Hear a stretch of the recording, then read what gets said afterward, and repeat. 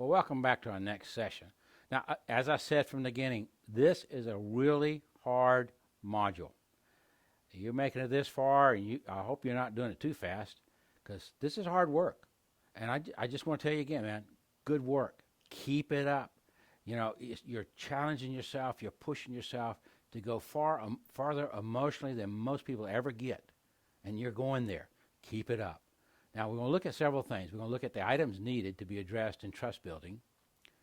You're going to get some feedback, and why do you get feedback? And don't assume what's trust building. You get feedback, we'll cover that. And then understanding the grief process is really key that you grasp it. What is it you're dealing with as you go through this, okay? Now, first was constant adjustments. Life's all about constantly adjusting and targets as we move through life. So you're going to constantly do that. Initiate weekly check-ins. Now, this is different than daily. This is weekly check-ins. It's kind of an overall bigger picture. And this is where we'll cover that and what you would look at. Ask weekly what you could do different. Now, that's getting that feedback. What do I need? What do I need to adjust? What do you need differently from me? How do you want me to show up differently? That's constantly getting feedback from the other because your partner or spouse is going through a lot of work too. There may be a lot of adjustments going on. And if you're both doing this, you're both watching this and you're doing this is incredible help for you. Now, provide weekly reports on your program and your process. It's like, this is what I did this week, and this is, wow, look what I learned here. I didn't even get that. I know there's times when I come back, I tell my wife this, look what I saw in myself. I didn't realize this. I want you to see it. And it's like she goes, whoa, I'm glad somebody else saw that. Oh, I didn't, but she's glad somebody else is kicking me in the rear, and she doesn't have to. Now, weekly check-ins look like this. Starts with an affirmation or statement of gratitude of the other person or of life. I want to affirm the way you did whatever. A statement, I'm so grateful for you being in the program. I'm so grateful for the hard work you do. Some statement of gratitude to begin with. What's that do? It lowers the shame. It lowers that ambient anxiety and helps you move through the rest of this. Then, what's been your progress in your program this week? What have you done? What are things that, God's pointed out, your sponsors pointed out, your therapist has pointed out. Then sobriety, always within 24 hours, but then again say, I want you to know that I've been sober this week. I want you to know that. And then second thing is state what you could do better. What could you do better next week in your relationship? Now, it could be said like this. There are several things that I could have done better, and I will do better next week. I didn't jump up and go after the dishes like I should have. I could have been better help for you, or I could have helped with getting the children to bed quicker, or I didn't really take the time to listen to you last night about your day, and I'm going to work at that and be better next week. I just want you to know I noticed that, and I'm going to improve on that. The next thing is affirm the spouse for what he or she's done to contribute to the relationship. Now that you've already taken your inventory of what you could do better and you're going to improve on, then you come back to her or him and you say, there's several things I just want to point out that you've really done that's contributed to our relationship. I appreciate you going to meetings like you are. It means we're both working the program together. We both want more. That means a lot to me. Or, I appreciate you, covering for me with the kids so that I could go to my meeting this last week. That was really great. I wanted to say thank you.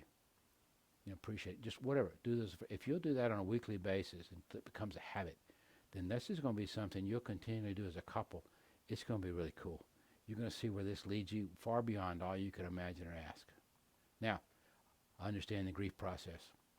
Now, there is this overall process of suddenly realizing somewhere on the way that the life that you lived, the person you were married to, and the person who you thought you were wasn't existing. You suddenly realize that you've lost something you never have, and it's weird. Why am I grieving something I never had? But then you lose time, money, opportunity, choices, all of that's gone. And so the initial reaction early on is shock and numbness. And then we go into denial. It's usually not that we don't know the truth. We use denial not to feel the truth. And then there's this disbelief. I cannot believe I'm here. I cannot believe our marriage is like this. I cannot believe I'm in this situation. That's part of it. Then you go through anger. Y'all might have experienced that some already in your relationship. Then there's the sadness, the depression, despondency, almost a desire to give up. You don't want to go any further, whatever else it is. Then there's the bargaining. There's the searching and learning. Where did I miss it? How did I do this? Playing videos and audio tapes in your head over and over. How could I make the past different so I don't live where I am today? You can't do that, but we try. Or we fear the future and we go through, how do we bargain? Surely there's something I missed. Then eventually we get to a point of acceptance, and it doesn't stay long. It kind of comes and goes until we get better at it. But we begin to rewrite the story of our lives, of how it's going to end. We begin to put together the truth of where we've been and who we've been with. It takes time, but as we begin to do that, that's part of the process. Now, we look at our spouse, or you may be looking at your spouse, the one you're trying to build trust with, and you'd wish that sadness and depression and so forth they're going through would disappear. You may think of it as a sense of there's a linear line here, and over a period of days, weeks, months, maybe they'll get over this. And I'm going to tell you, no. Your spouse is going to struggle with this for a long time. And it's not going to be linear, sad to say. It's going to look more like this. It's going to be all over the map. Some days she's going to be happy or he's going to be happy. The next day it's going to be sad. There's that searching and yearning. Then there's the anger again. They're all over the map. And that eventually down the road it gets less and less, straighter and straighter, and smoother, until eventually somewhere down the road they may have a sense of sadness of what they went through. But if you take this journey, there is going to be a rejoicing of the joy y'all experience in moving forward in your recovery journey and building trust. Beyond all you could imagine, I'm telling you. Beyond all you could imagine. Now, I've got an assignment for you. I know that I'm going to rush through some of this, or these are a little bit shorter, but the purpose of that is that your homework is hard.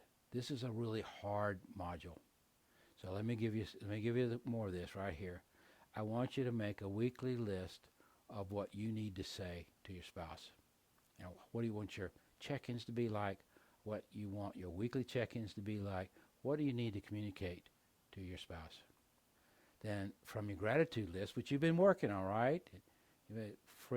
Share frequently with your spouse. Now, I'm not giving you how often to do that. When I was doing this and building my gratitude list and sharing it, I would share it with my wife every once in a while. I wasn't consistent because if I missed a day, she'd wonder where it went. And it's like sometimes I forgot or I didn't come up with one or whatever else. So it's like I would send her one or two or three a week, something like that, and it just meant the world.